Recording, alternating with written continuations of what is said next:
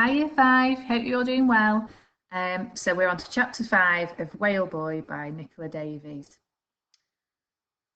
Sometimes Michael wished that Gran's house was right in town so his walk home late at night wasn't so long. Then he would be near school and his jobs and the quayside and close enough to the power lines for them to have electricity in the house.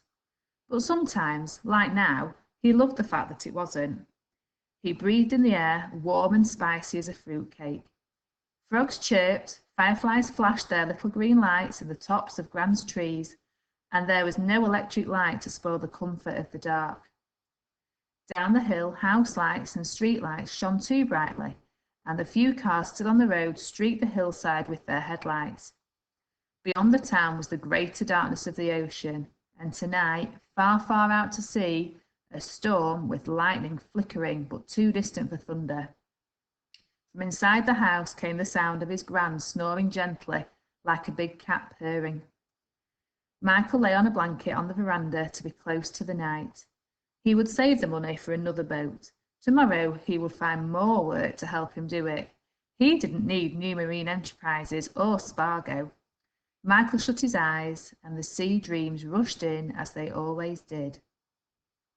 Michael and Samuel are far enough from shore for the island to be a tall fin stretching along the eastern horizon. They know there are other boats somewhere out on the ocean, but it feels as if theirs is the only one. A still blue day with the soft swellers breathing, the boat moving up and then down in a sleepy rhythm. It is their last day at sea together, although Michael doesn't know it. They sit opposite each other, baiting their hooks with chunks of ballyhoo, ready for a catch of bonito or jacks. They are happily silent for a long while. Then his father speaks. "When my great-grandfather was a boy," Samuel says, his voice a soft, sweet growl, "there would have been whales out here, right underneath our keel. Sperm whales with their big square heads swimming around in 2,000 feet of water. Just think of the mysteries they'd see down there, Michael, at the very bottom of the sea." And Michael feels the long column of blue water that stretches down and down and down underneath their boat, right beneath their feet at this very moment, and all the life it might contain. It's as if his father's soft, dark voice is reaching down there, taking Michael with it. "My grandpa told me that there's a place where the water runs deep enough to lose the highest mountain. That's where the whales come, so many you can walk on their backs." Michael can see it, this dark blue window of sea where whales crowd to the surface as easy as the bubbles in a glass of lemonade. His heart drinks in this image that his father created, not sure if it's made up or real or something in between. Samuel goes on. "And he told me that this is half of what you need to know to get there." From under his sun-faded shirt he pulls out a sliver of silver no bigger than his thumbnail, like a tiny shard of moonlight threaded on a piece of string. He slips the string over Michael's head and says, "There, see, it's the head of one of those whales that used to swim right here." Michael runs his finger over the shape. There are words there too, but he's only just started school, so his father reads them for him. And Michael whispers after him, "When Peter hides the devil and..." The words feel weighty and important, and Michael finds his eyes prickling with tears as he says them, though he's not sure why. "Grandpa said it was a secret, son," Samuel says with a big smile. "It's our secret now." Michael nods, and it feels like their two hearts are beating at the same time. "Davis! Davis!" Gran was shaking him awake, her eyes wild and her hair unbraided in a mad halo around her head. "This storm's lifted the corner off the roof again," she yelled. "You need to go inside and watch your baby brother." Rain was hitting the roof like handfuls of gravel, and wind tugged at the edges of the tin sheets, strong as a man's arm. Lightning stunned the air into electric brightness, showing Gran's frightened face in terrifying clarity, then exploding the sky above their little house with a crack that banished all sense. The sudden noise and light scrambled Michael's brain, and for a moment he was limp as a doll in Gran's grasp. He came to his senses and flicked on the torch he kept by his bed for emergencies.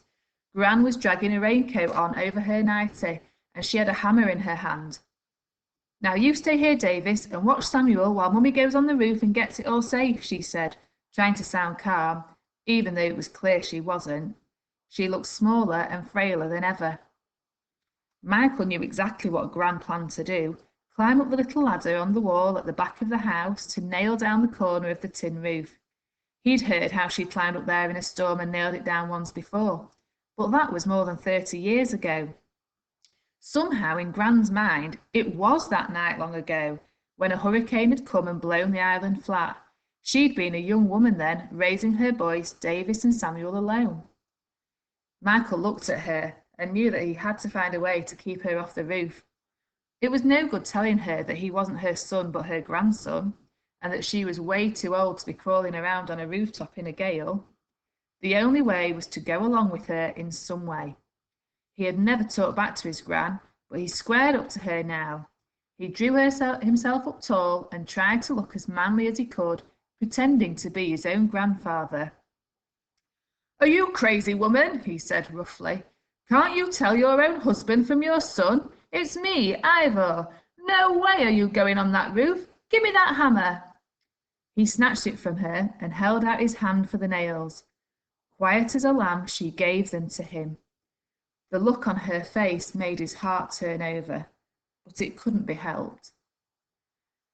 Outside, the rain was coming down like spite. The wind threw it so it stung his skin. The little wooden ladder up to the roof was green with mould and slippery, and the wind made it rattle and shake horribly as he climbed. Michael crawled over the roof to the corner where the metal was loose and bouncing up and down in the gale. Another 10 minutes and the whole roof would have been flying over Rosetown, leaving Gran's little home open to the storm. He held the torch in his mouth and shook his head to clear his eyes of the streaming water. Then he hammered the nails into place, 1, 2, 3, 4, 5, until the roof was secure. Then he crept back across the roof, down the rickety ladder, and went back inside. He almost fell over Gran's body. She was slumped by the back door in a heap. For a terrible moment he thought she was dead, but then she gave a little moan and he knew she wasn't. The torch fell, smashed on the floor, and went out. Michael froze in stupid indecision. Should he light the lamp so he could properly see to help her, or move her first? At last he lit the lamp with shaking hands and half lifted, half dragged her to her bed.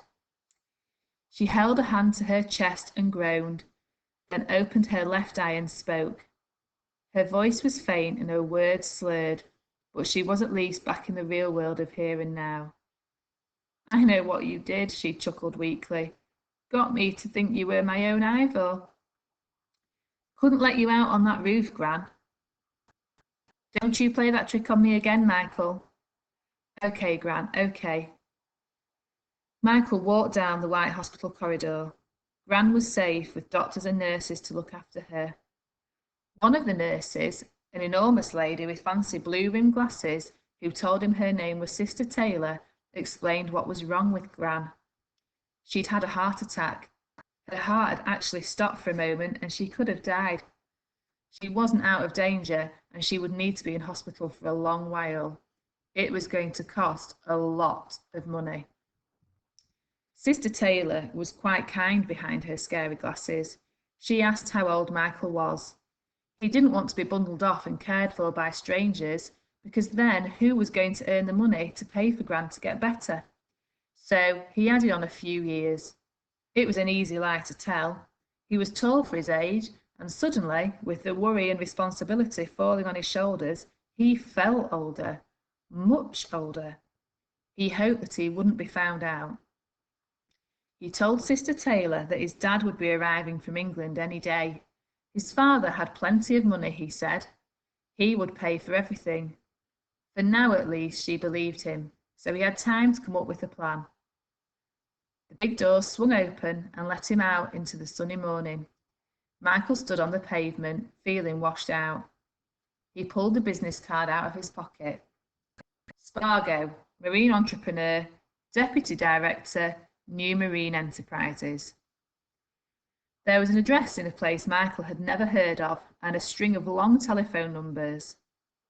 Marine entrepreneur. What did that mean? Gran said that anyone who had to come up with a fancy name for what they did was probably up to no good. Michael guessed she was right. Why would someone want a boatman who knows how to be quiet? There were no good reasons that Michael could think of. His father's warning about bait and hooks echoed in his mind again. But he had no choice now. It wasn't about his dreams or about chasing some story. This was survival. Washing dishes and sweeping floors wouldn't pay enough, but fishing just might, and the down payment he'd made to Levi would make a start on Gran's hospital bills.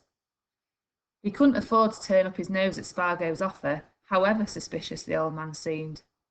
Mr. Levi had probably had a weak heart all along, Michael told himself. St. Mary's church clock chimed the hour, 9 o'clock. Just time to walk down to the Rathbone, the poshest tourist hotel in town, before they finished serving breakfast. Okay, we'll see you tomorrow for chapter 6. Bye!